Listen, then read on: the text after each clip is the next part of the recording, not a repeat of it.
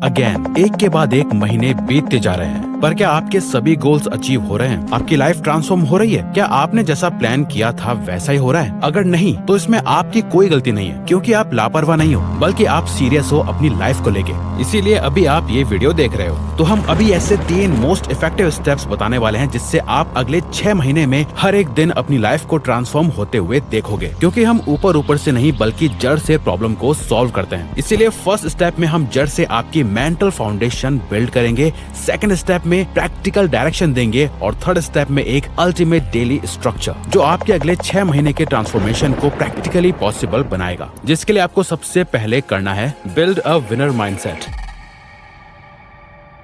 आप बिना हसल किए एक्स्ट्रा ऑर्डिनरी नहीं बन सकते हो, और एक्स्ट्रा ऑर्डिनरी बनने के लिए सबसे पहले एक एक्स्ट्रा ऑर्डिनरी माइंडसेट की जरूरत होती है। ऐसा माइंडसेट जो हर बार गिरने के बाद उठना जानता हो, जो एक्सक्यूजेस या बहाने नहीं बनाता बल्कि एक्शंस लेता है। आओ इसे एक बहुत ही अच्छे एग्जांपल से समझते हैं। साल 1983 में सिडनी से मेलबर्न के बीच एक अल्ट्रा मैराथन हुई थी, जिसका डिस्टेंस लगभग 875 किलोमीटर था। उस मैराथन में टॉप लेवल के athletes, branded shoes, protein diets और स्पॉन्सर्स एक साथ पार्टिसिपेट करने आए थे। उन सभी के बीच एक 61 साल के गरीब से दिखने वाले क्लिफ यंग भी खड़े हुए थे। क्लिफ ने अपने नॉर्मल से फटे हुए जूते पहन रखे थे। मैराथन को देखने आए लोग क्लिफ पर हंस रहे थे, क्योंकि क्लिफ एक प्रोफेशनल रनर नहीं थे बल्कि एक फार्मर थे। क्लिफ को मैराथन के बारे में कुछ भी नहीं पता था, जैसे कि मैराथन के बीच रात में 6 से 7 घंटे सोया जा सकता है। क्लिफ ने बताया कि वो अपनी भेड़ों के पीछे 2-2 दिनों तक भागते रहते हैं, तो उनके लिए इस रेस को जीतना कोई बड़ी बात नहीं है। क्लिफ ने मैराथन शुरू करी और बिना रुके एक ही स्पीड के साथ भागते रहे। जिस मैराथन को पूरा करने में 7 दिन लगते, उससे क्लिफ ने सिर्फ 5 दिन, 15 घंटे और 4 मिनट में फिनिश कर लिया था और एक नया रिकॉर्ड सेट कर दिया था। और पता है क्लिफ की इस जीत के पीछे का सीक्रेट क्या था? एक्चुअली क्लिफ की जीत का सीक्रेट था विनर माइंडसेट।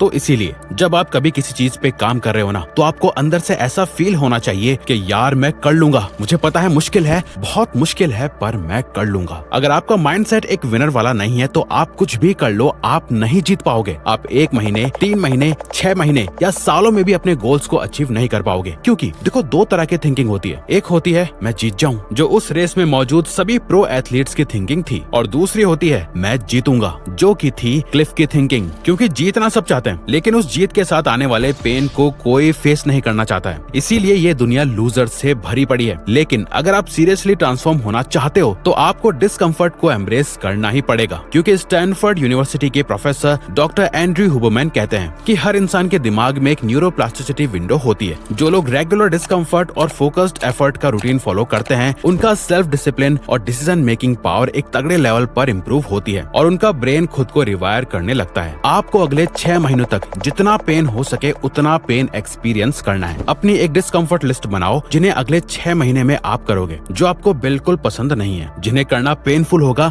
लेकिन जरूरी है। जैसे सुबह जल्दी उठना और उठते ही फोन यूज ना करना, एक स्ट्रिक्ट शेड्यूल के साथ पूरा फोकस सिर्फ अपने काम पर लगाना, रोज आपके दिमाग में ऑक्सीजन ठीक से पहुंचे इसके लिए 30 मिनट्स का वर्कआउट करो रोज। बुरी आदतों से दूर रहना जो आपका टाइम उड़ा ले जाती हैं। एक किताब के कम से कम 10 पेजेस पढ़ना। ऐसी चीजें और प्रोटोकॉल्स बनाओ जो आप ब्रेक नहीं कर सकते अगले 6 महीने तक। ये चैलेंजेस आपकी रोज की बैटल्स होंगी, जिन्हें जीतकर आप एक विनर माइंडसेट को ग्रो कर पाओगे। विनर माइंडसेट को बिल्ड करना आपकी ट्रांसफॉर्मेशन जर्नी का पहला स्टेप होगा। अभी बस बेस रेडी हुआ है, इस पे पूरी बिल्डिंग को खड़ा करना अभी बाकी है। और ये माइंडसेट किसी काम का नहीं अगर आपको पता ही ना हो कि इससे करना क्या है। इसीलिए है ये second step, disappear with direction. जब तक आप दुनिया को अपना हर मूव दिखाते रहोगे, आप कभी अपनी ट्रू पोटेंशियल तक नहीं पहुंच पाओगे। आपको एक ऐसी इंटरनल पर्सनैलिटी बनानी होगी जो खुद के लिए लॉयल हो, अपनी ग्रोथ को प्रायोरिटी दे, दूसरों के लिए कम टाइम निकाल कर खुद के लिए थोड़ा सेल्फिश होने में उससे शर्म न आए, और किसी को हर्ट किए बिना बस खुद को सबसे ऊपर रखे। इसका मतलब है अगले 6 महीने के लिए आपको लोगों से कुछ कनेक्शंस तोड़ने पड़ेंगे, सोशल वैलिडेशन के एडिक्शन से छुटकारा पाना पड़ेगा और एक्शन सिर्फ अपने लिए लेने पड़ेंगे। ये थोड़ा अलग और आइसोलेटिंग होगा, लेकिन अगर आप चाहते हो कि आपके डिसीजंस प्योर, पावरफुल और डिस्ट्रैक्शन फ्री हो, तो डिसअपीयर होना ही पड़ेगा। गायब होना सिर्फ लोगों से छुपना नहीं होता।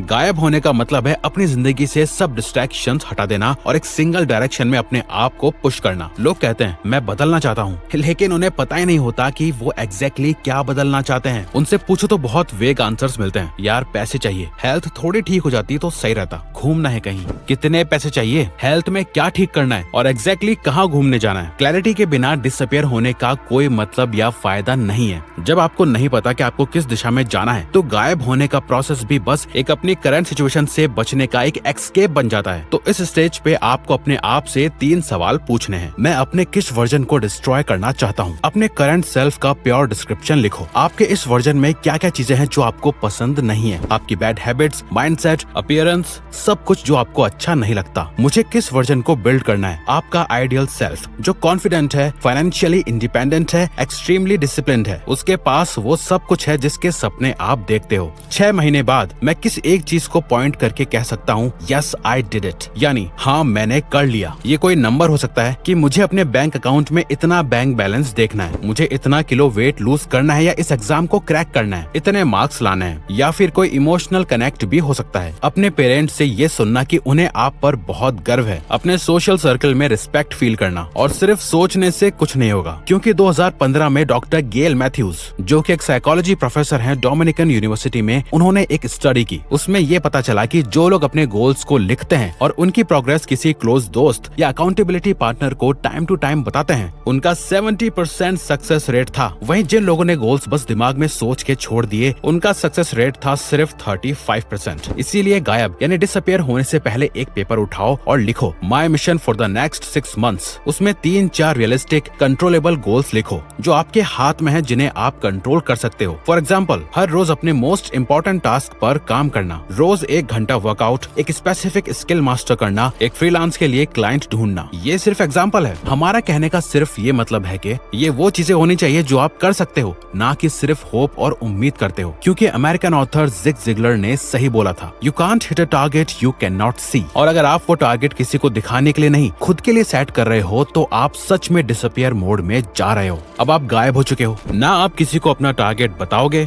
ना प्रोसेस, ना इंस्टाग्राम या स्नैपचैट में पोस्ट करोगे। आप सिर्फ एक्शन लोगे, बिना वैलिडेशन के, बिना तारीफ के। बस एक इंटरनल स्कोर बोर्ड पे स्कोर बढ़ाते जाओ खुद के अंदर। जब आपका टारगेट लॉक हो जाता है और दुनिया से आप डिस्कनेक्ट हो जाते हो, तब आप एक्चुअली ट्रांसफॉर्म होना ने एक स्ट्रक्चर भी रेडी कर लिया है। आपको किस गेम में जीतना है ये भी क्लियर है। टारगेट एकदम लॉक है, पर जीतोगे कैसे? फायर करना पड़ेगा। और ये सब बेकार हो जाएगा अगर आपने ये आखिरी स्टेप मिस कर दिया, जो कि है द होलिस्टिक। अपने टारगेट को अचीव करने के लिए एक होलिस्टिक रूटीन बनाओ जिसमें ये 3 टाइप्स की हैबिट्स की जरूरत है, जो आपकी ट्रांसफॉर्मेशन का बीज बनेगी। 1 that fills your mind। जैसा बीज बोओगे वैसे फल निकलेंगे। इसीलिए ये ऑनलाइन कचरा हटाओ, ये सोशल मीडिया, गेम्स, कॉर्न, ये सब हटा के डेली कुछ ना कुछ वैल्यूएबल सीखो। पॉडकास्ट सुनो, ऑडियो बुक्स, किताबें पढ़ो, कोर्स देखो, नए आइडियाज लो, चाहे वो यूट्यूब से मिले या कहीं से भी। अपने माइंड को रिवायर करना शुरू करना ग्रोथ ओरिएंटेड कंटेंट और नॉलेज से, जो आपके गोल्स के काम आए और आपकी फाउंडेशन को स्ट्रॉन्ग रखे। 1 that empties your mind। अगर आपके माइंड में यूजफुल और बेकार के थॉट्स एक साथ जमा रहेंगे तो प्रोग्रेस नहीं कर पाओगे। इसीलिए एक सबसे इम्पोर्टेंट हैबिट है जर्नलिंग। अब यहाँ आपको एक स्पेसिफिक जर्नलिंग करनी है। अपने फोन में सुबह 8 बजे से लेकर रात के 8 बजे तक हर 1 घंटे का अलार्म लगाओ। जैसे ही वो अलार्म बजे, चाहे तो अपनी डायरी में या अपने फोन के नोट्स ऐप में, वो सब कुछ लिखो जो भी आपने पिछले 1 घंटे में करा, ताकि आप उसे रात में रिव्यू करो। आपको हर दिन एक प्रोग्रेस रिपोर्ट मिलती रहे कि आपको क्या करना था और आपने क्या करा। ये आपको स्टार्टिंग के कुछ ही दिन करना है, सिर्फ ये समझने के लिए कि आप हर घंटे क्या क्या करते हो, आपका रियल बिहेवियर और हैबिट्स क्या है। क्योंकि साइंस भी कहती है कि आप जितना ज्यादा अपने गोल्स को ट्रैक करते हो, आप उसे अचीव करने के उतने ही क्लोज आते जाते हो। 1 that uses your mind। जब आपके पास क्लैरिटी और आइडियाज दोनों हो तो डीप वर्क करना शुरू कर दो।